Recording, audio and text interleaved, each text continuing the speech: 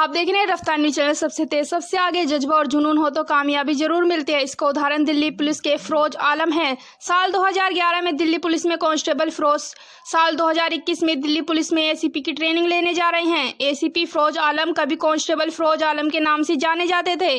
10 साल की नौकरी के दौरान ही उन्होंने कड़ी मेहनत की और पिछले 10 साल यूपीएससी की परीक्षा क्वालिफाई कर ली और उन्हें उनका पसंदीदा कॉडल भी मिल गया और वह दिल्ली पुलिस में ही एसीपी बन गए। दिल्ली के झड़ौदा में स्थित पुलिस ट्रेनिंग कॉलेज में उनकी 1 अप्रैल से ट्रेनिंग शुरू हो गई है। मार्च 2022 तक उनकी ट्रेनिंग चलेगी। इसके बाद फील्ड ट्रेनिंग और फिर बतौर एसीपी पोस्टिंग। चूंकि वह दानिश कॉडर में चुने गए हैं, ऐसे में उनका एसीपी बनना तय है। फिरोज इसे किसी सपने के सच होने जैसा मानते हैं।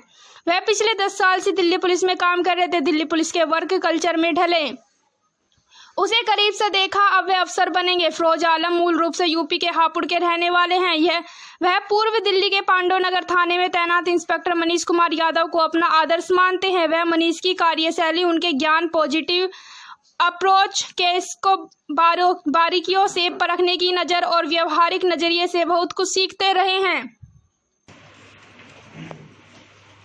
जसमीत जी से बात होती थी मेरी।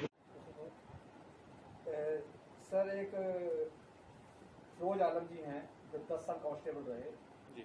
उसके बाद आज वो एसीपी की कुर्सी पे बैठने जा रहे हैं और सारा श्रेय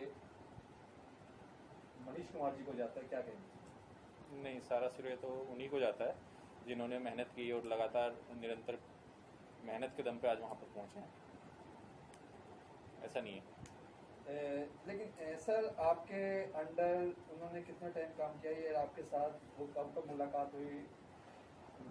वो मेरे संपर्क में रहे। उन्होंने मेरे अंडर में कभी काम नहीं किया, कभी नौकरी पे नहीं रहे मेरे अंडर में, लेकिन उन्होंने जो है निरंतर कहीं ना कहीं संपर्क में रहते थे। हम लोग बहुत सारी बातों पर, जिसमें यूपीएससी की तैयारी भी थी, चर्चा करते थे।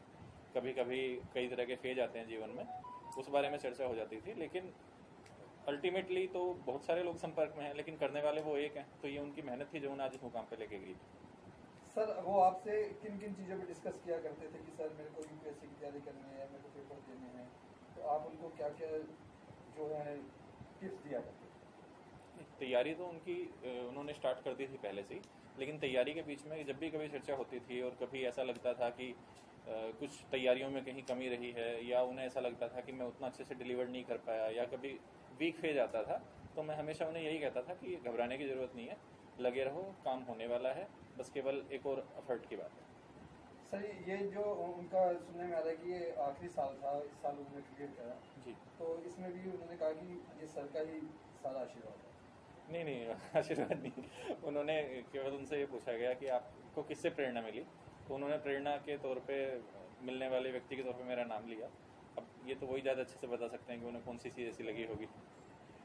अच्छा सर, ज़िंदगी में वो एसीपी बन के आएंगे, कभी आपको उनके अंडर काम करना पड़े तो आपको कैसा महसूस होगा? इससे ज़्यादा खुशी और फ़ख्र की क्या बात हो सकती है कि कोई ऐसा इंसान जो अपनी मेहनत के और कुछ विशेष करने के बलबूते वहाँ पे उस मुकाम पे पहुँचा है और आपका जानकार है, तो उसके लिए तो फिर साथ में काम करने में हमेशा दिल से भी अच्छा ही महसूस होगा और बड़ी खुशी भी होगी।